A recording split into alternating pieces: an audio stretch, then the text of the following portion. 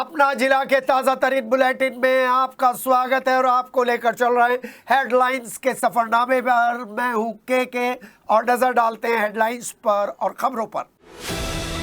Central market में 31 आवंटियों को दुकान खाली करने के निर्देश। आवास विकास परिषद ने जारी किया नोटिस। दुकानदारों में खलबली।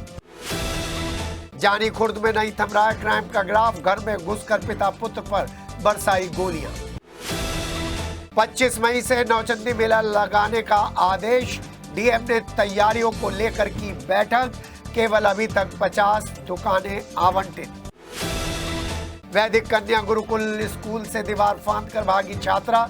ग्रामीणों को बताई आप बीती। माता पिता ले गए घर। अतिक्रमण के खिलाफ कैंटोनमेंट बोर्ड सक्रिय। सोफिया गर्ल्स स्कूल के पास चलाया गया अतिक्रमण हटाओ अभियान। लाल कुर्ती पैठ क्षेत्र में मची खलबली। शनिवार की सुबह से ही आसमान में छाए बादल। हल्की बूंदाबांदी से मौसम का मिजाज बदला। अब्दुल्लापुर में जुम्मे की नमाज के बाद दो पक्षों में जमकर मारपीट और पथराव। लिसाड़ी गांव में भी बच्चों के विवाद में पथराव में 2 घायल। और सदर के ढोल की मोहल्ला के एक जगह पर स्कूटी टकराने के बाद 2 पक्ष भिड़े। चौधरी चरण सिंह विश्वविद्यालय में पढ़ाए जाएंगे पौराणिक विभूतियों के संवाद पद्धतियां। हनुमान जी, श्री कृष्ण समेत महावीर स्वामी और सम्राट अशोक भी सिलेबस में शामिल। तिलक पत्रकार स्कूल का बदला सिलेबस।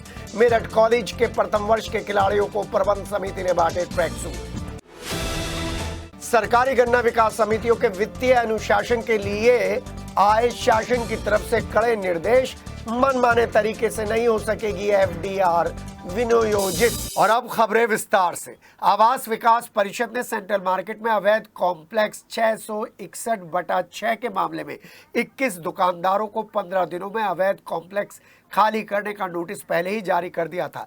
ऐसा न होने पर सुप्रीम कोर्ट की अवमानना का केस भी दर्ज करने की चेतावनी दी है आवास विकास ने। साथ ही 31 अन्य दुकानदारों के खिलाफ भी एफआईआर करने की तैयारियां की जा रही है, क्योंकि उनको भी नोटिस दे दिया गया है। अधीक्षण अभियंता राजीव कुमार ने बताया कि सुप्रीम कोर्ट के आदेश के अनुपालन में तीसरा नोटिस दुकानदारों को तामील करवा दिया गया है और 15 दिनों में दुकानें खाली करने के लिए कहा गया है। आवास विकास की रिपोर्ट के मुताबिक सेक्टर 2 और सेक्टर 6 की स्कीम में 6350 से ज्यादा स्वीकृत आवासीय संपत्ति हैं और उनमें से 860 ऐसी प्रॉपर्टीज हैं जिनका कॉमर्शियल यूज हो रहा है, जिनको लेकर रिपोर्ट तैयार की गई है। आपको बता दें, सेंट्रल मार्केट के ध्वस्तीकरण को लेकर सभी लोग चिंतित हैं और कोशिश की जा रही है कि शासन के सहयोग से किसी भी तरीके से सभी सेंट्रल मार्केट के दुकानदारों को राहत मिले। वो अलग बात है, कंकरखेड़ा थाना क्षेत्र, गंगानगर थाना क्षेत्र और साथ ही साथ जागृति विहार में भी ऐसी बहुत सारी प्रॉपर्टीज़ हैं, डोमेस्टिक प्रॉपर्टीज़ हैं जिनका कॉमर्शियल यूज़ हो रहा है। उन पर कार्रवाई क्यों नहीं हो रही है, ये भी लोगों की मांग है। जानी खुर्द थाना क्षेत्र में क्राइम का ग्राफ रुकने का नाम नहीं ले रहा है और जो ताज़ा खबर मिली है उसमें घर में घुसकर बदमाशों ने पिता पुत्र पर खुलेआम दबंगई के साथ गोलियां बरसाई हैं। और जानी खुर्द में जो क्राइम ग्राफ है वो बताता है कि ग्रामीण क्षेत्र में, देहात क्षेत्र में लगातार पुलिस का काम करने का तरीका ना तो आला अधिकारियों को पसंद आ रहा है और ना ही आम आदमियों को सुरक्षा मिल पा रही है। जो घटना हम आपको बता रहे हैं वो घटना शुक्रवार रात की है, जहां चंदौरा गांव में पुरानी रंजिश को लेकर एक पक्ष ने घर में घुसकर गोलीबारी कर दी, जिसमें पिता और 2 पुत्र गोली लगने से घायल हो गए। घटना की सूचना पर पहुंची पुलिस ने घायलों को पास के ही सीएचसी में भर्ती करा दिया है, लेकिन एक की हालत नाजुक होने के बाद उन्हें मेरठ रेफर कर दिया गया है। पुलिस गांव में घटना और तनाव के चलते पेट्रोलिंग कर रही है और पुलिस भी तैनात कर दी गई है। थाना क्षेत्र के चंदौरा गांव में शकील पुत्र इकबाल, वसीम और जमात पुत्र जाफर के बीच पुरानी रंजिश चली आ रही है। आरोप है कि शुक्रवार की देर शाम शकील पुत्र इकबाल और शकील पक्ष के ई रिक्शा के सामान को उतारने के बीच कहासुनी हुई थी।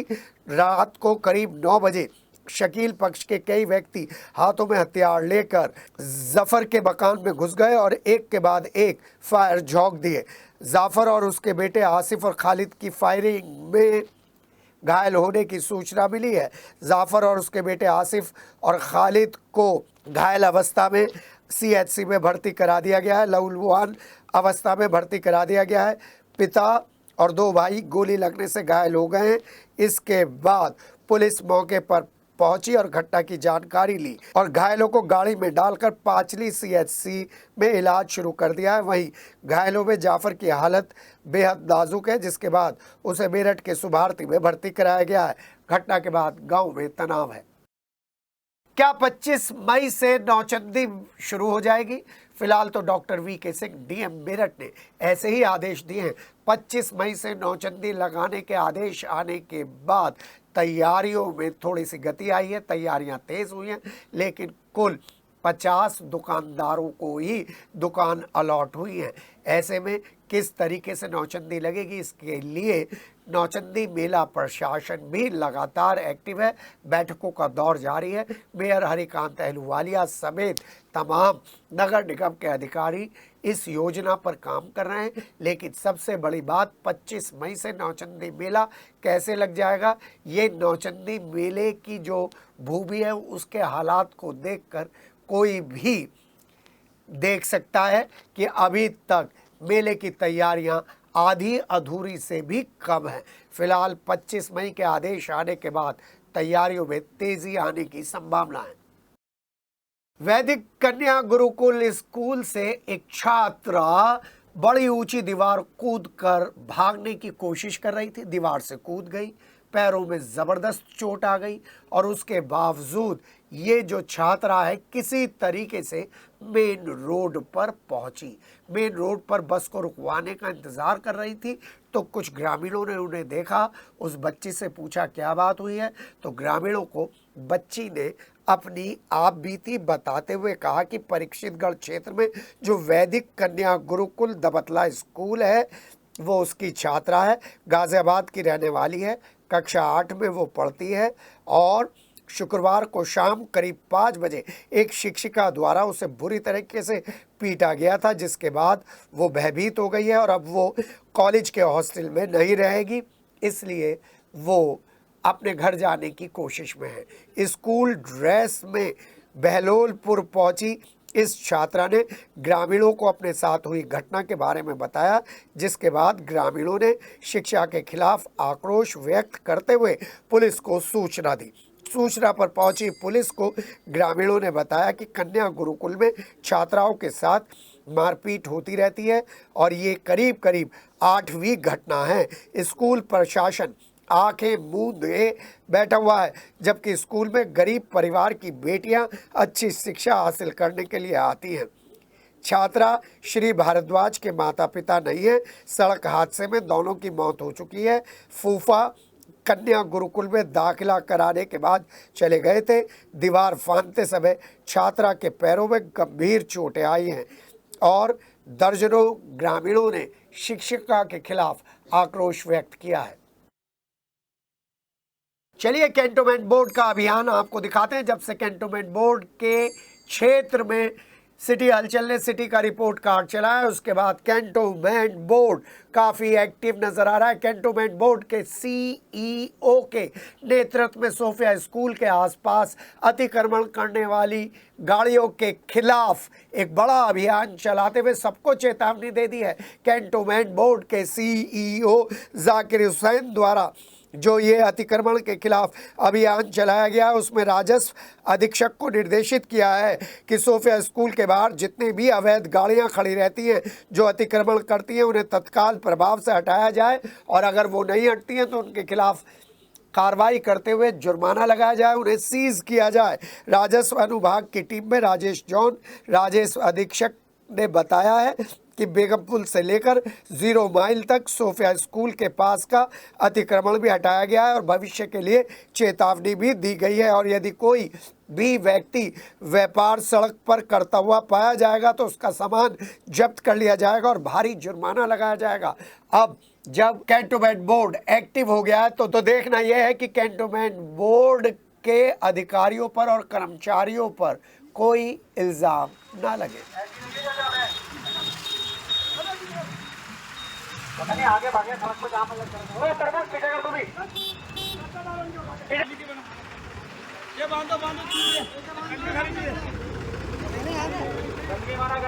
और आइए अब मौसम की बात करते हैं। शनिवार सुबह से ही आसमान में धुंध छाई रही, धूल छाई रही और 7-8 बजते ही कुछ क्षेत्रों में बूंदाबांदी भी शुरू हो गई। बूंदाबांदी की वजह से मौसम सुहाना तो हुआ ही है, लेकिन उमस की वजह से लोगों को घुटन भी महसूस हुई और AQI यानी एयर क्वालिटी इंडेक्स नंबर भी लगातार चिंता का सबब बना हुआ है। रात से जो मौसम में परिवर्तन आया है, धूल भरी आंधियां चल रही हैं, उससे तापमान में तो गिरावट दर्ज की गई है, लेकिन घुमस भी बनी हुई है। और वहीं कई इलाकों में हल्की फुल्की आंधी से ही बिजली विभाग की आंख मिचौनी शुरू हो गई है। विद्युत आपूर्ति ठप हो गई है। 4-4, 5-5, 6-6 घंटे की विद्युत आपूर्ति के ठप होने से कई क्षेत्रों के लोग काफ़ी परेशानी में हैं। वैसे आपको बता दें, शनिवार को पूरे दिन बादल छाए रहने की संभावना है और तापमान में गिरावट दर्ज की जाएगी। आइए सर्राफा बाजार की बात करें। और सर्राफा बाजार में एक मीटिंग हुई और मीटिंग में जो GST है उसको लेकर विस्तार से चर्चा की गई और आंदोलन की बात कही गई, क्योंकि आपको मालूम है सर्राफा व्यापारी इस समय खासी परेशानी से गुजर रहे हैं। जहाँ एक तरफ क्राइम सर्राफा बाजार पर हावी है, तो वहीं दूसरी तरफ GST को लेकर भी व्यापार प्रभावित हो रहा है। और आपको बता दें कि मेरठ बुलियन ट्रेडर्स एसोसिएशन द्वारा ज्वेलर्स और GST विभाग के अधिकारियों के साथ एक मीटिंग आयोजित की जानी है, जिस मीटिंग में GST विभाग से अतिरिक्त आयुक्त हरिराम चौरसिया, संयुक्त आयुक्त राजकुमार त्रिपाठी, उपायुक्त संजय सिंह, दिनेश चौरसिया और उसके अलावा कई और अधिकारी भी शामिल होंगे। मंदिर का मीटिंग के संचालन में कई सर्राफा व्यापारी भी उपस्थित थे और विभाग से संबंधित समस्याओं के बारे में बात की गई। जॉइंट कमिश्नर राजकुमार त्रिपाठी ने सभी व्यापारियों से अपील की है कि GST पोर्टल पर अपनी फर्म के रजिस्ट्रेशन के समक्ष अपना ईमेल ID और अपना मोबाइल नंबर अपडेट कर दें, ताकि विभाग की तरफ से कोई सूचना या नोटिस जारी होता है तो उसकी जानकारी तुरंत मिल जाए। अधिकांश व्यापारी अपने वकील या विधिक सलाहकार का नंबर ही पोर्टल पर भरते हैं, जिसके बाद शिकायतों के निस्तारण में देरी होती है। सभी व्यापारी जिनका GST के अंतर्गत रजिस्ट्रेशन नहीं है, उनसे भी आह्वान किया गया कि GST में अपना रजिस्ट्रेशन अवश्य कराएं। और वहीं पर 10 लाख रुपए तक का बीमा रजिस्टर्ड व्यापारियों का किया जाना है।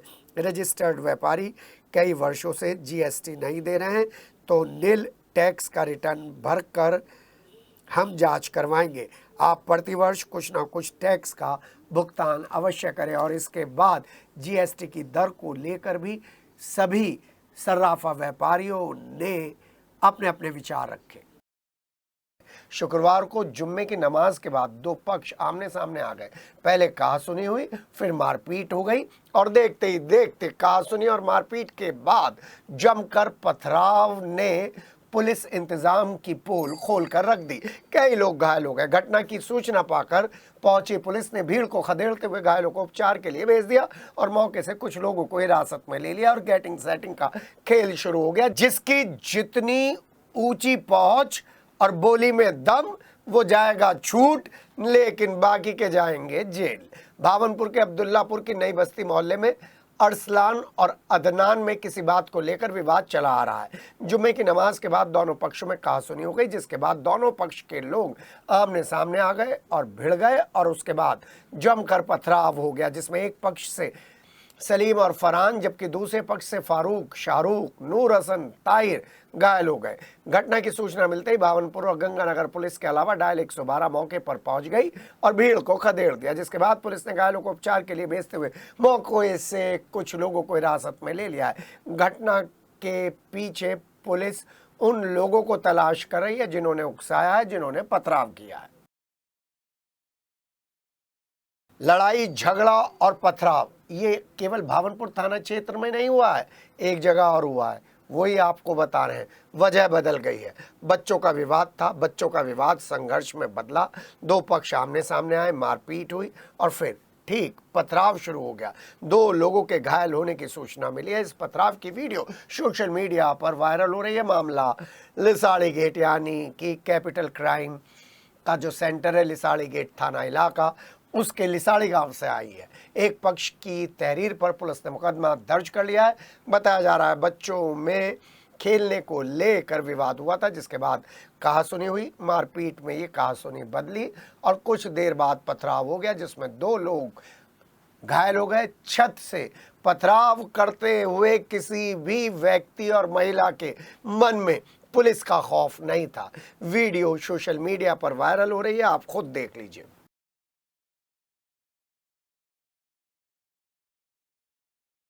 सदर बाजार थाना क्षेत्र में ढोल की मोहल्ले में स्कूटी टकराने को लेकर दो पक्षों के बीच सड़क पर जमकर मारपीट हुई। उससे पहले गाली गलौज भी हुई थी। इस दौरान एक पक्ष ने दूसरे पक्ष पर स्कूटर की चाबी से हमला बोल दिया। वहीं मारपीट के दौरान एक व्यापारी की स्कूटी टूट गई, जिसके बाद व्यापारियों ने मामले की जानकारी पुलिस को दी। सूचना पाकर मौके पर पहुंची पुलिस ने दोनों पक्षों को हिरासत में ले लिया और उनसे पूछताछ शुरू कर दी है। सोशल मीडिया पर मारपीट का एक वीडियो वायरल हो गया। वायरल वीडियो सदर बाजार थाना क्षेत्र के ढोल की मोहल्ला का बताया जा रहा है, जिसमें दो पक्ष सड़क पर जमकर मारपीट करते हुए नजर आ रहे हैं और सड़क के किनारे खड़ी व्यापारी की स्कूटी को तोड़ते हुए भी नजर आ रहे हैं। घटना का वीडियो सोशल मीडिया पर किसी ने बनाकर डाल दिया है। मामले की जानकारी मिलने के बाद पुलिस मौके पर पहुंची है, दोनों पक्षों को हिरासत में ले लिया और थाने में लेकर फिर कार्रवाई करने की बात कही जा रही है। चौधरी चरण सिंह विश्वविद्यालय में बैठकों का दौर जारी है, मीटिंग्स का दौर जारी है और उसमें सिलेबस को लेकर चर्चा हो रही है। और अब जो हमारे पास नया पॉइंट आया है उसमें संवाद पद्धतियों को लेकर सिलेबस फ्रेम किया जा रहा है। पौराणिक विभूतियों की संवाद पद्धतियां इस सिलेबस में शामिल की जाएंगी और उसमें आने वाले भाव, उसमें बोलने का तरीका, उसमें शब्दों का समायोजन, ये सब छात्र छात्राओं को सिखाया जाएगा। जिन विभूतियों को शामिल किया गया है, जिन माइथोलॉजिकल कैरेक्टर्स को शामिल किया गया है, उनमें हनुमान जी हैं, श्री कृष्ण है, महावीर स्वामी है और सम्राट अशोक समेत कई दर्जन ऐतिहासिक विभूतियां भी शामिल की गई हैं जो सिलेबस में शामिल होने जा रही हैं। और वहीं पर तिलक पत्रकार स्कूल का सिलेबस भी बदल दिया गया है, क्योंकि जो अब तक पत्रकारिता के लिए सिलेबस निर्धारित किया गया है वो आधुनिक दौर में मीडिया की मांग के अनुसार चेंज किया है, जिस पर तिलक पत्रकार स्कूल के सभी लोग बैठे, विचार विमर्श किया और सिलेबस फॉर्म करने की प्रक्रिया शुरू हो गई है। वहीं संवाद पद्धतियों को सिलेबस में शामिल कर कर न केवल सिलेबस को पुराने गौरवशाली इतिहास से जोड़ा जाएगा, बल्कि छात्र छात्राओं को पुराने इतिहास के साथ साथ वहाँ के अचीवमेंट और योगदान भी बताए जाएंगे।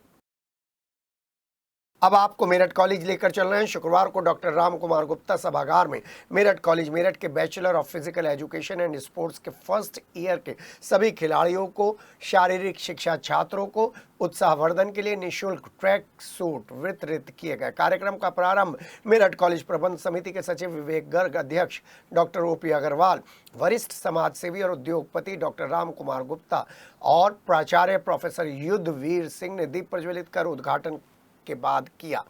उन्होंने प्रथम वर्ष के 57 विद्यार्थियों और द्वितीय वर्ष के 37 विद्यार्थियों को ट्रैक सूट वितरित किए। इस अवसर पर प्राचार्य प्रोफेसर युद्धवीर सिंह ने छात्र छात्राओं को मेरठ कॉलेज के गौरवशाली इतिहास से प्रेरणा लेते हुए आगे बढ़ने का संदेश दिया।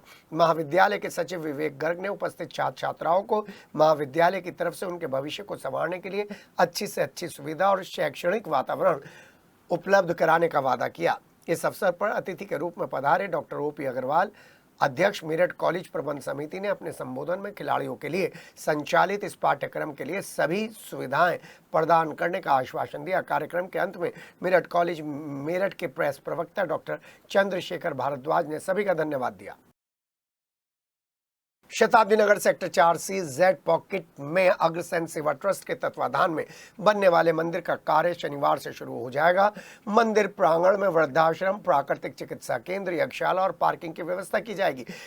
11,560 गज के इस भूखंड में महाराजा अग्रसेन के विशाल भव्य मंदिर का निर्माण कराया जाएगा। ये बातें शुक्रवार को श्री अग्रसेन सेवा ट्रस्ट के पदाधिकारियों ने बाउंड्री रोड स्थित एक होटल में पीसी में कही।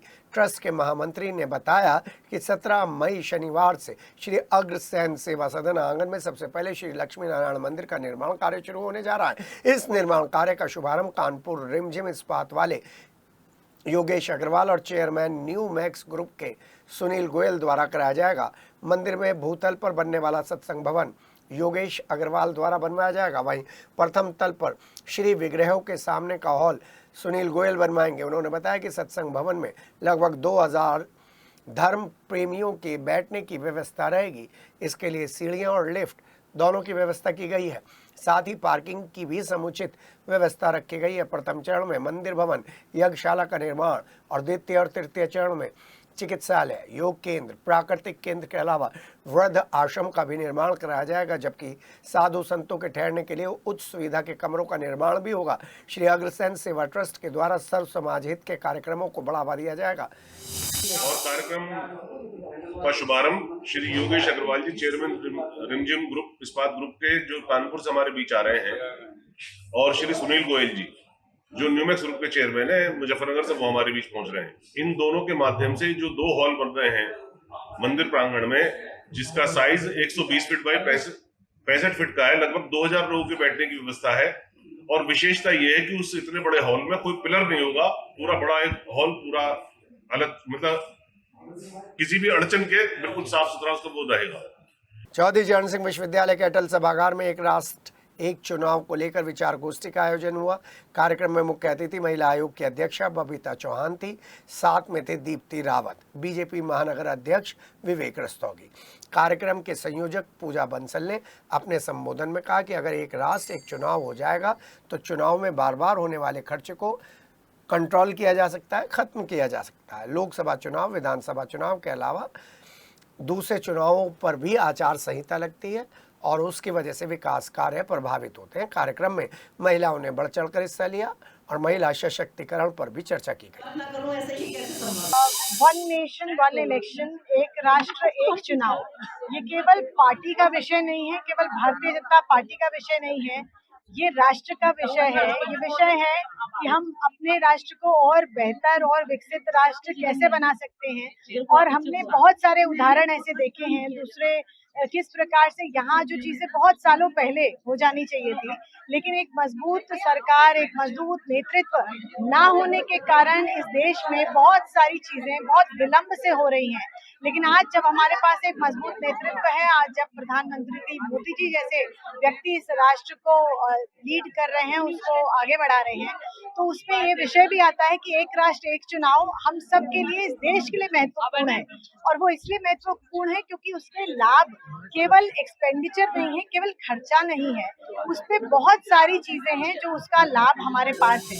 एक राष्ट्र एक चुनाव के लिए इस तरह के जो कार्यक्रम हो रहे हैं, वास्तव में सबका समर्थन मिल रहा है, हमारे भाइयों का, हमारे बहनों का, हमारे राष्ट्रीय नेतृत्व और हमारा प्रदेश नेतृत्व दोनों ही इस तरह के कार्यक्रम सारे देश में हो रहे हैं, हमारे प्रदेश में हो रहे हैं। इस तरह के सब लोग चाहते भी है। वास्तव में इसमें एक तो पैसे की भी जो हानि होती है, नुकसान होता है, उसकी भी बचत होगी, सबसे बड़ी समय की भी बचत होगी इसमें।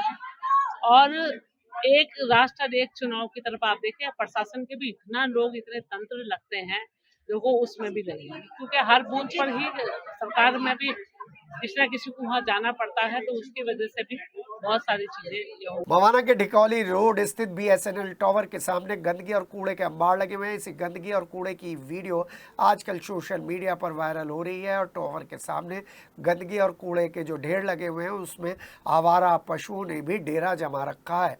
वीडियो में कुछ महिलाएं सफाई कर्मचारियों से सफाई करने की मांग भी करती हुई नजर आ रही है, लेकिन सफाई कर्मचारी महिलाओं की बात को अनसुना करते हुए नजर आ रहे हैं। वीडियो के सोशल मीडिया पर वायरल होने के बाद नगर पालिका की सफाई व्यवस्था के सभी दावों की पोल खुल गई है।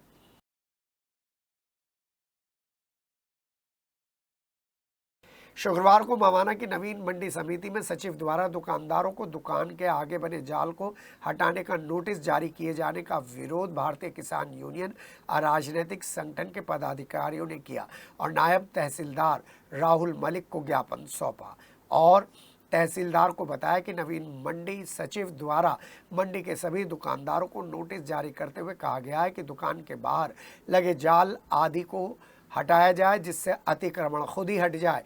मंडी में किसी भी तरीके का अतिक्रमण बर्दाश्त नहीं किया जाएगा। दुकान के बाहर जाल इसलिए लगा रखा है, दुकानदार बता रहे हैं, जिससे सब्जी फल आदि बाहर रखे जाने से खराब ना हो। दुकान के अंदर फल और सब्जी रहेंगे तो फसल खराब होने का खतरा बना रहेगा। मंडी समिति सचिव द्वारा जारी किए गए नोटिस को तत्काल वापस लेने की मांग की गई है। जो आड़ती हैं उनको परेशान करा जा रहा है अतिक्रमण को लेके। वहाँ पे टीन शेड हैं और बंदरों से माल बचाने के लिए जाल लगा हुआ है। तो मंडी समिति जो है जाल हटाने के लिए बोल रही है, जिससे कि किसानों को बहुत ज़्यादा नुकसान है, आड़ती को बहुत ज़्यादा नुकसान है। उसी मामले में आज एसडीएम साहब को ज्ञापन लेटर दिया है, जिससे ये अतिक्रमण ना हटे। और अतिक्रमण वहाँ 1 इंच भी नहीं है। बिना वजह समिति जो है आड़तियों को परेशान कर रही है। चौधरी चरण सिंह विश्वविद्यालय के अटल सभागार में एक राष्ट्र एक चुनाव को लेकर विचार गोष्ठी का आयोजन हुआ। कार्यक्रम में मुख्य अतिथि महिला आयोग की अध्यक्षा बबीता चौहान थी। साथ में थे दीप्ति रावत, बीजेपी महानगर अध्यक्ष विवेक रस्तोगी। कार्यक्रम के संयोजक पूजा बंसल ने अपने संबोधन में कहा कि अगर एक राष्ट्र एक चुनाव हो जाएगा तो चुनाव में बार बार होने वाले खर्च को कंट्रोल किया जा सकता है, खत्म किया जा सकता है। लोकसभा चुनाव, विधानसभा चुनाव के अलावा दूसरे चुनावों पर भी आचार संहिता लगती है और उसकी वजह से विकास कार्य प्रभावित होते हैं। कार्यक्रम में महिलाओं ने बढ़ चढ़कर हिस्सा लिया और महिला सशक्तिकरण पर भी चर्चा की गई।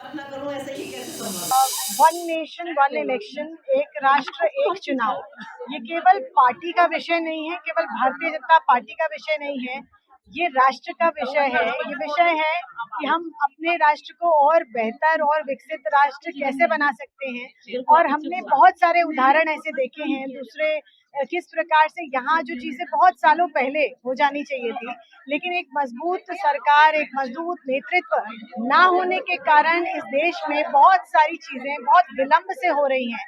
लेकिन आज जब हमारे पास एक मजबूत नेतृत्व है, आज जब प्रधानमंत्री मोदी जी जैसे व्यक्ति इस राष्ट्र को लीड कर रहे हैं, उसको आगे बढ़ा रहे हैं, तो उसमें ये विषय भी आता है कि एक राष्ट्र एक चुनाव हम सब के लिए, इस देश के लिए महत्वपूर्ण है। और वो इसलिए महत्वपूर्ण है क्योंकि उसके लाभ केवल एक्सपेंडिचर नहीं है, केवल खर्चा नहीं है, उस पे बहुत सारी चीजें हैं जो उसका लाभ हमारे पास है। एक राष्ट्र एक चुनाव के लिए इस तरह के जो कार्यक्रम हो रहे हैं, वास्तव में सबका समर्थन मिल रहा है, हमारे भाइयों का, हमारे बहनों का, हमारे राष्ट्रीय नेतृत्व और हमारा प्रदेश नेतृत्व दोनों ही इस तरह के कार्यक्रम सारे देश में हो रहे हैं, हमारे प्रदेश में हो रहे हैं। इस तरह के सब लोग चाहते भी है। वास्तव में इसमें एक तो पैसे की भी जो हानि होती है, नुकसान होता है, उसकी भी बचत होगी, सबसे बड़ी समय की भी बचत होगी इसमें। और एक राष्ट्र एक चुनाव की तरफ आप देखें, प्रशासन के भी इतना लोग, इतने तंत्र लगते हैं, लोगों उसमें भी लगेंगे, क्योंकि हर बूथ पर ही सरकार में भी किसी न किसी को वहाँ जाना पड़ता है, तो उसकी वजह से भी बहुत सारी चीजें। सरकारी गन्ना विकास समितियों में वित्तीय अनुशासन के लिए शासन की तरफ से कड़े निर्देश आए हैं और अब इन निर्देशों के अनुसार मनमाने तरीके से जो एफडीआर है वो विनियोजित नहीं हो सकती और साथ ही साथ बैंकों की दूरी को लेकर भी विशेष दिशा निर्देश दिए गए हैं। और इन दिशा निर्देशों के बारे में आइए तफसील से हम आपको बताते हैं। आयुक्त निबंधक सरकारी गन्ना एवं चीनी मिल समितियां प्रमोद कुमार उपाध्याय ने बताया कि सरकारी गन्ना विकास समितियों के वित्तीय प्रबंधन एवं अनुशासन हेतु पहले भी विस्तृत दिशा निर्देश दिए गए थे, जिसमें जनपद परिच्छेद स्तरीय अधिकारियों को निर्देशित किया गया था कि सहकारी गन्ना समितियों के बैंक खाते समिति कार्यालय से 12 किलोमीटर से अधिक की दूरी पर संचालित न किए जाएं। समितियों के बैंक खातों के परिचालन अथवा एफडीआर विनियोजन में समिति के सचिव का ही मोबाइल नंबर दर्ज किया जाए और समितियों के मनमाने तरीके से एफडीआर विनियोजित कराए जाने पर संबंधित कार्मिकों और अधिकारियों के विरुद्ध कड़ी कार्रवाई अमल में लाई जाए। लेकिन बावजूद इसके अभी तक कोई कड़ी कार्रवाई नहीं की गई है, जिसके बाद यह आदेश आए हैं। समिति के बैंक खातों के रिकन्सिलेशन हेतु जो दिशा निर्देश जारी किए गए हैं उनका 100% अनुपालन सुनिश्चित करने के लिए कहा गया है और निर्देश भी दिए गए हैं। यदि समितियों के बैंक खातों में और विनियोजित एफडीआर में विसंगतियां पाई जाती हैं तो वो लोग जिम्मेदार होंगे जिनके ऊपर इनके अनुपालन की जिम्मेदारी है। कार्मिकों अधिकारियों के विरुद्ध कठोर कार्रवाई करने के दिशा निर्देश परिक्षेत्रीय अधिकारियों को भी दे दिए गए हैं। साथ ही साथ ये बताया गया है कि गन्ना विकास समितियों के 3 और गन्ना विकास परिषदों के 2 बैंक खातों से अधिक का संचालन नहीं कर सकते। गन्ना समितियों के अवशेष बैंक खातों को तत्काल प्रभाव से बंद करने के भी निर्देश दिए गए हैं।